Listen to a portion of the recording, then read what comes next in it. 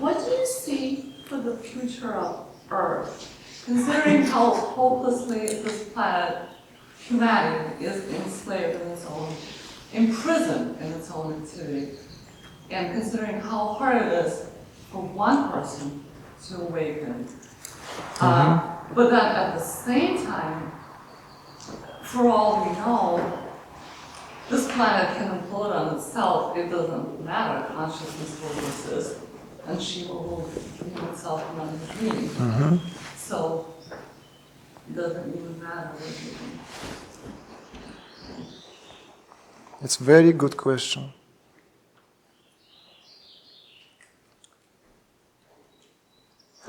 First of all, I'd like us to consider for a moment,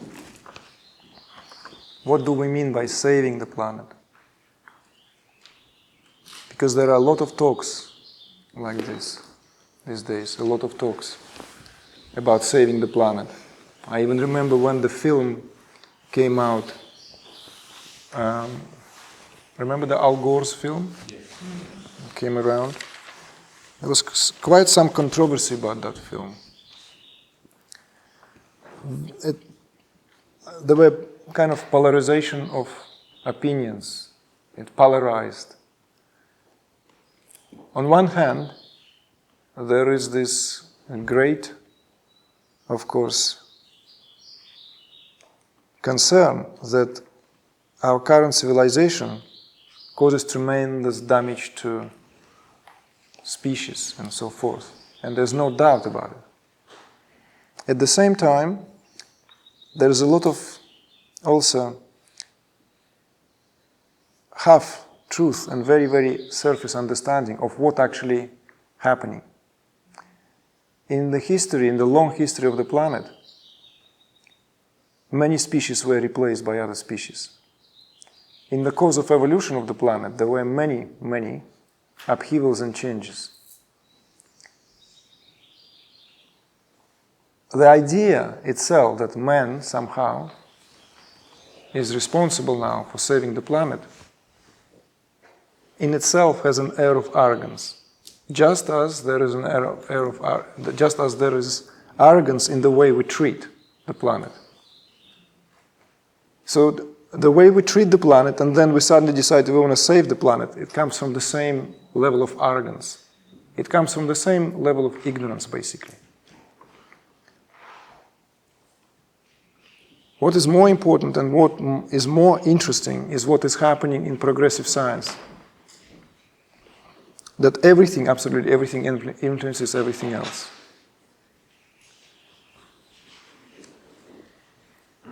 The observer effect alone is that everything essentially is not as it is, but as we perceive it. It is exemplified by that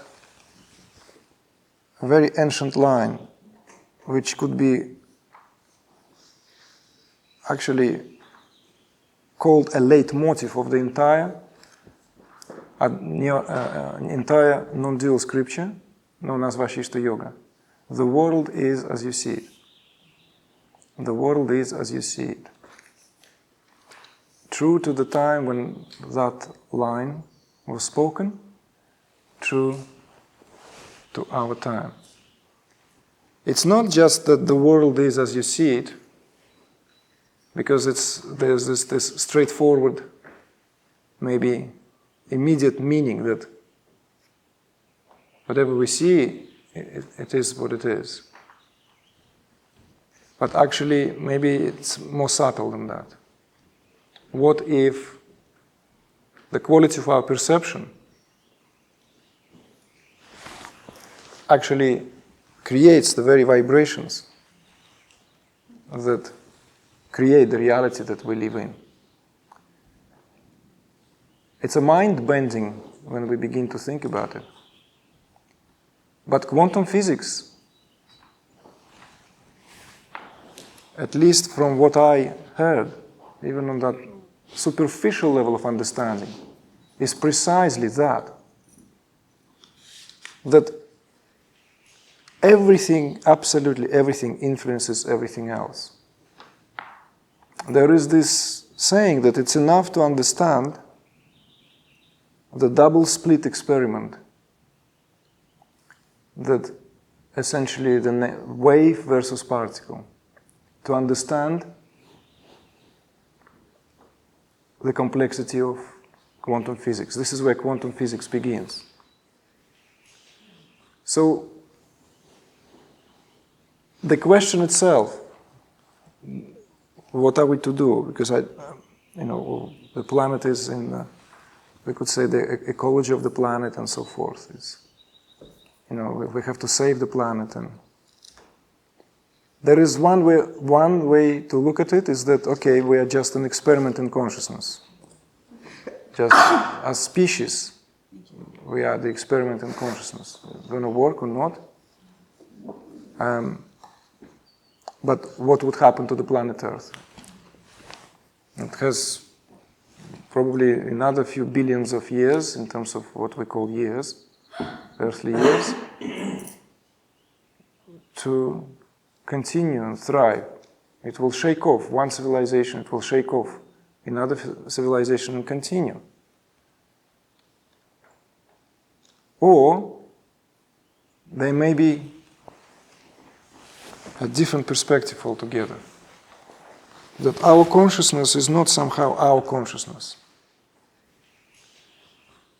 It's not somehow an isolated consciousness that evolved out of that evolutionary process, and we have consciousness of human beings, and there's the consciousness of the planet, and these two need to meet and somehow negotiate how to live together.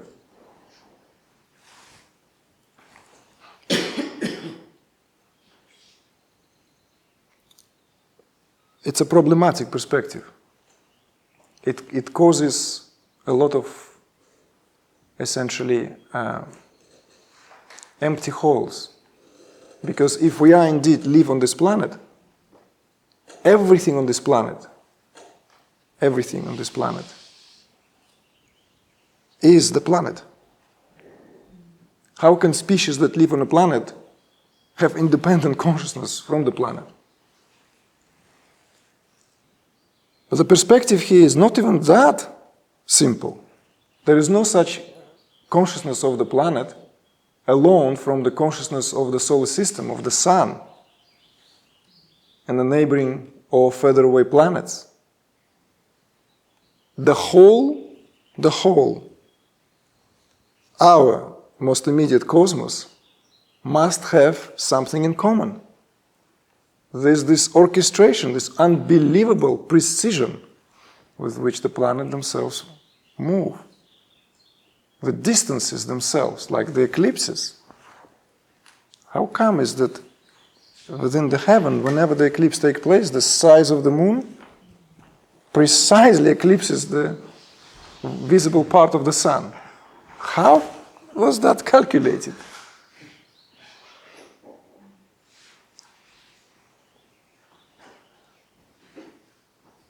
So this line of thinking introduces another perspective. That our consciousness and consciousness of the planet Earth and the consciousness of the entire solar system is one consciousness. Everything is interconnected. And what we call calamity is just temporary perceived calamity, even if it seems so. All this ecological catastrophe and all the rest of it is a current state of our, I would say, psychological distress. Everything else is a result of it. There is an entirely different perspective. So we cannot be possibly saving the planet or the whales, because that would be essentially done from the level of consciousness where we don't know what is happening. We only see a figment of the picture, and in that figment, only that is available to us. This, however many percentage of the fuller perspective, even if we go by the whole gamut of what is out there. with this consciousness, we are trying to apply these grand projects of saving the planet.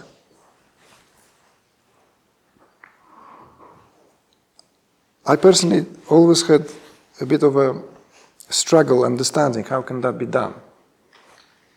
How can one even think of saving the planet? And there are perspectives like this. Yes, there is carbon emission, there is this, the holes in the ozone layer, and the list is vast. There's very little drinking water left, so better enjoy it while it's lasts.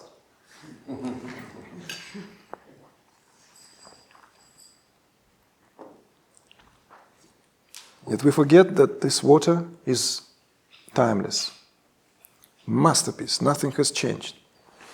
Billions of years of evolution did not improve the formula. It's like when something works, keep it on the menu. Nothing happened to water. Doesn't matter what happened to it, nothing happens to the water itself as an element.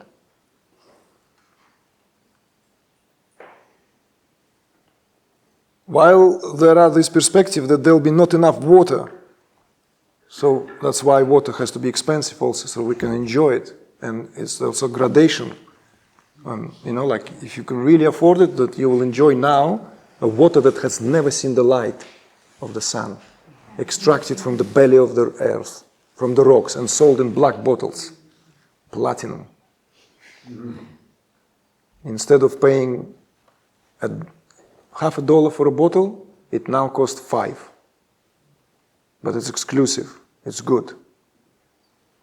All this comes from these ideas of scarcity. Entertains ideas of scarcity. When in fact, planet itself, life on the planet, is pure abundance. Pure abundance. So I could just reverse this and even still from the superficial perspective say that the earth must have a belly laugh with the idea of that human race wants to save the planet Earth. It's the same consciousness. What we need to do is simply adjust a little bit something. Just adjust something so that we live from essentially levels of consciousness which allow our actions spontaneously carry forth these evolutionary principles where we naturally and simply live in accord with the natural law. In other words, we never save anyone or anything. We only tend to the self. It's a very, if you will, like if we are scholars, right? In some universities, it's very Oriental perspective.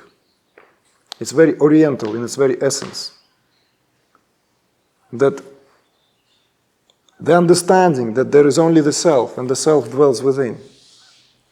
There is no God out there who is responsible for our affairs or irresponsible for our affairs, one way or the other. That somehow there is this cosmic computation and we have to be good. One way or the other, responsibility squarely falls into our laps, nowhere else. It has nothing to do with the God out there. It doesn't exist. There's no consciousness outside of my own. There's no consciousness out there. It's the first direct, simple realization. This is intimacy. It's intimacy.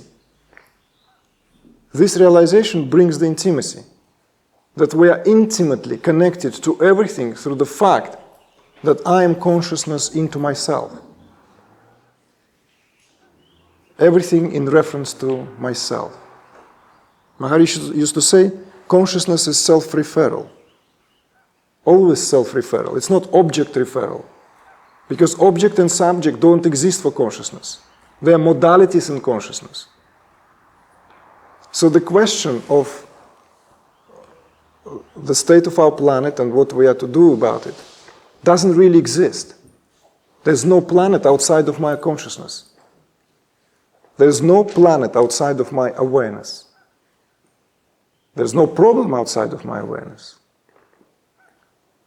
It's hard for the mind to stomach immediately. Because maybe a habit of thrusting ourselves or throwing ourselves into some action, which is maybe not a bad thing if we were a little bit kind of given insights into the karma yoga. But when we begin to save the world, we are in danger of creating more problems for ourselves. Remember that biblical saying, road to hell is paved with good intentions. It's kind of a bewildering statement. Bewildering, kind of like, how can that be? Good intentions are that, good intentions. Why? Why is this reminder? It's because the intentions, if they're not coming from our direct communion with being, if they're not coming from the direct communion where everything is held in perfect equilibrium, then these intentions are just that, more ripples. I call it trying to rake a pool with the,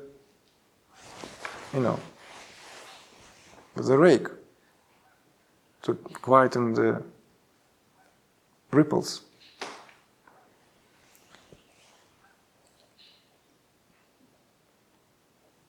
So, what do I see for the future of the earth? Because that's where the question started. But then Amar came and totally asked you again. So, you were asking, what's the future of the earth, isn't it? I started what was saying, let me rephrase it, but I think I already got an answer. Here we are, we're doing precisely that over here, trying to grasp the concept that is the self everywhere we look. We're not even 1 out of 1,000.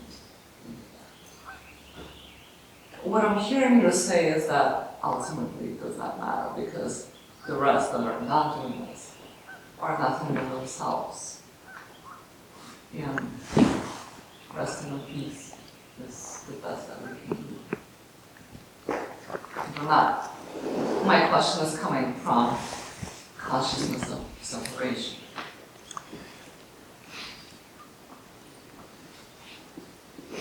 And of course, planet is tied into that because now, with our a good description is being imprisoned in your own little self, the consciousness that isn't receiving itself, is constantly in a state of separation. And how is it do we get out of that? This is so hard. Look at what we're doing here. This is hard. How do we do it on that global level? Again, there are But perspectives. I think what you've already said can be applied. Yes, it could, but we can still expound on it more.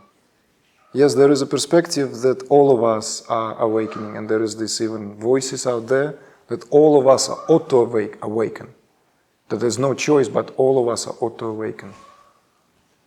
That awakening has got to be global. When I was younger, I used to share that perspective. And I can see that this is essentially also one of those wishful thinkings. It's some kind of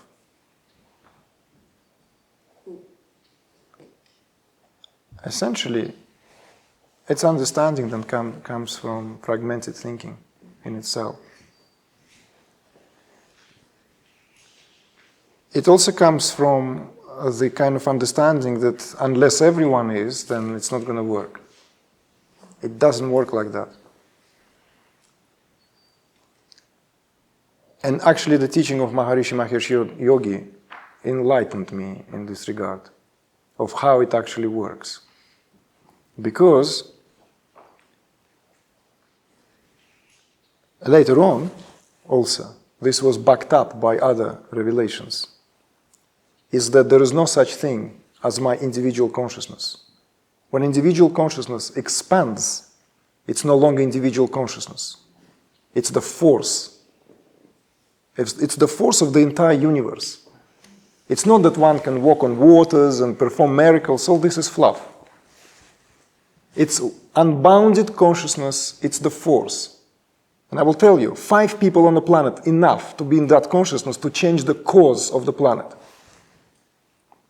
If there are 500, extraordinary changes can be done. If there are 5,000,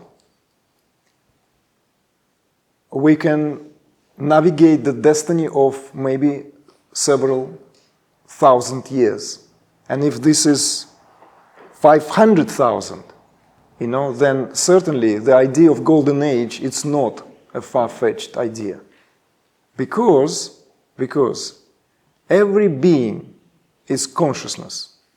Every being. And human being has that capacity to experience the unbounded state of consciousness. In the unbounded state of consciousness, one impacts absolutely every sphere of existence. Every realm. By sheer fact of the beingness of that being, nothing else. That being doesn't even need to go out and teach or preach or become a missionary. It's the state of being that counts. It's the state of being. Literally. Is there anything that the sun does that creates all this photosynthesis, that like anything? It's just there. Its quality, it shines. It's the dharma of the sun. It's the cosmic dharma of the sun. Sun shines. It doesn't do anything. It doesn't need to do anything.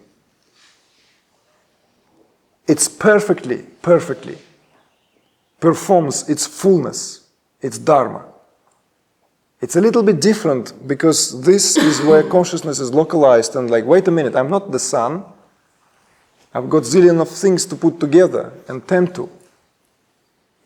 And yet, there is a possibility.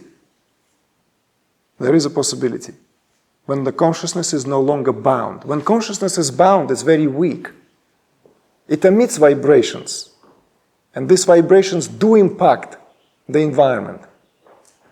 The sum total of these vibrations certainly impacts environment.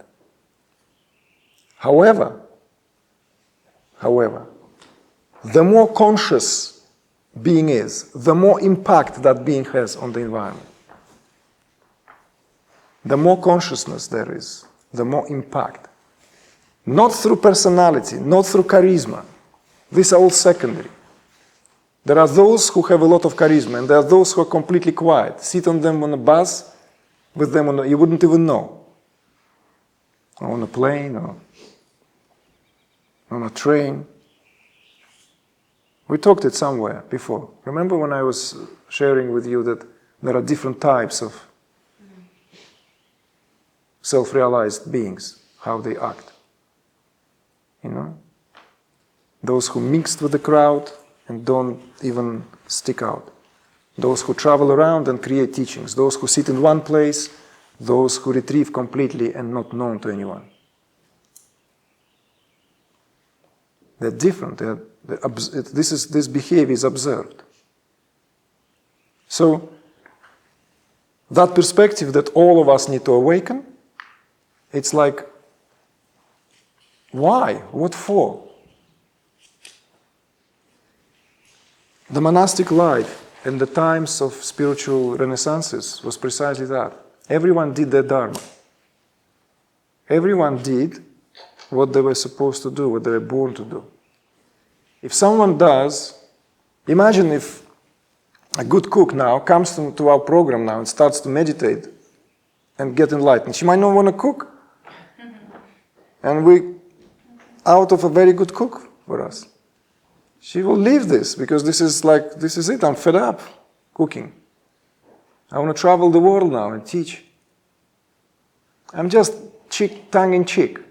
saying this. And yet, when some people give themselves to consciousness because that's what they want to do, they hold that consciousness for others. So sometimes people get disheartened and discouraged. It's not to make someone swell in the head. It's not that someone should feel some kind of like a hidden spiritual pride. But if someone needs encouragement, let that be encouragement. Let that be an encouragement. A lot of people out there who undergo awakening undergo that temporal phase of when personality, wobbles, when hard to concentrate, hard to do things, I always want to encourage these people. I always want to tell them that you will never be forsaken because there's more consciousness. More consciousness, more possibilities. We all come into this world with different setup, different karmas, whatever we've done. Whether we believe in karma or not, it makes no difference. Don't like the word karma? Law of cause and effect. Proved by scientific axiom that energy is indestructible. Indestructible. Everything produces energy and it's indestructible. So there's obviously some total of energy produced will result in some kind of form of life. So we come into this world, and if you're meant to live in luxury or have a roof over your head and a good vehicle or a horse, then you will. Doesn't matter how. If you don't meant to have 3 houses and just one and struggle to pay mortgage, accept that and work on yourself so that you can at least improve that, what you came with, and generate more for yourself by sheer fact that there will be more consciousness, there will be more possibilities. But don't worry about how you're going to make, ends meet. Everyone pulls through. It's not India, I know. It's like you don't come to the village and start hitting the God is hungry, and people run after you and start feeding you. It doesn't happen like that here. So, but be smart. Know what you're doing. Learn to bring that bliss into the activity. Bring that bliss into the action and see what happens. Success happens.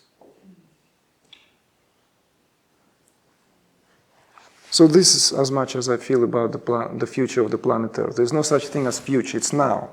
The planet Earth is happening now. And we are going through a truly transformative phase.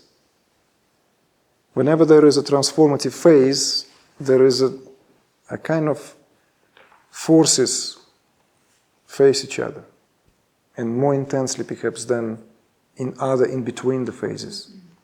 And that seems where the time we live in now, when these forces, literally these forces, the opposing forces, they are colliding, and it's more acute than ever. And it's not just in the last 50 years or 150 years. It's been going on for a while.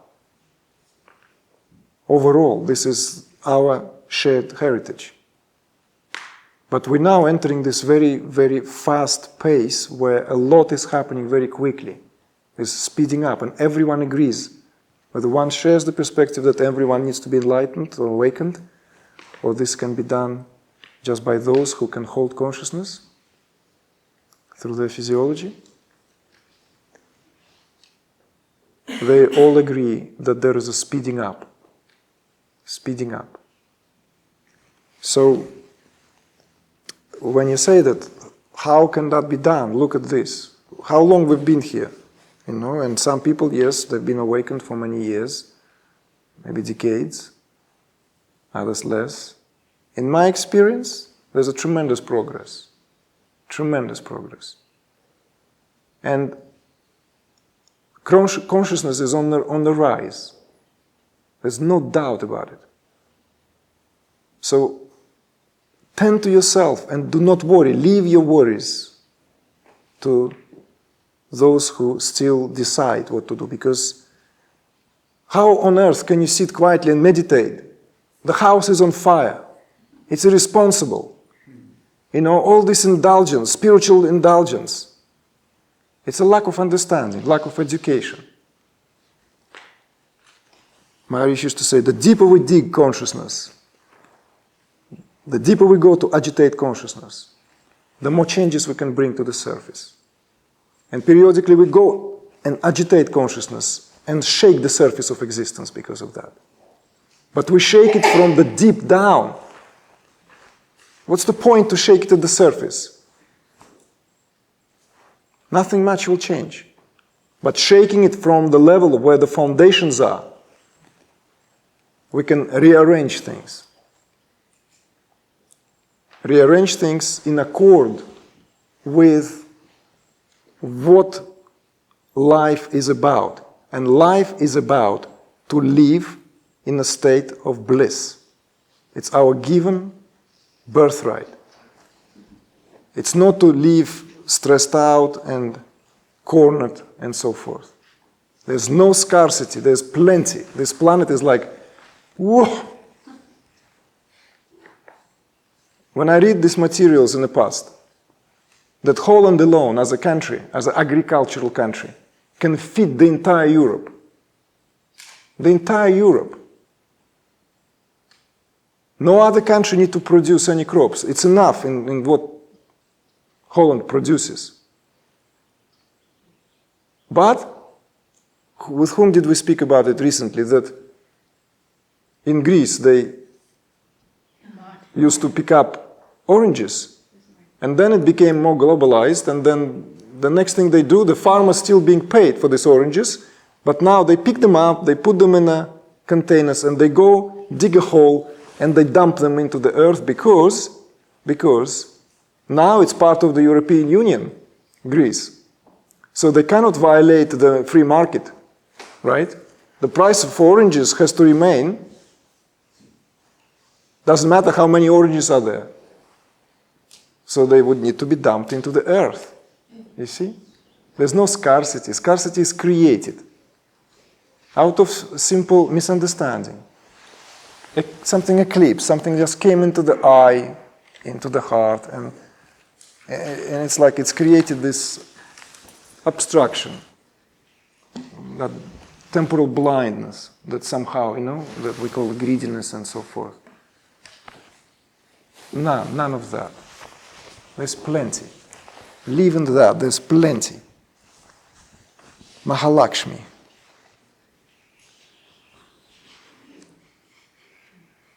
It's like pouring out all the time with plenitude.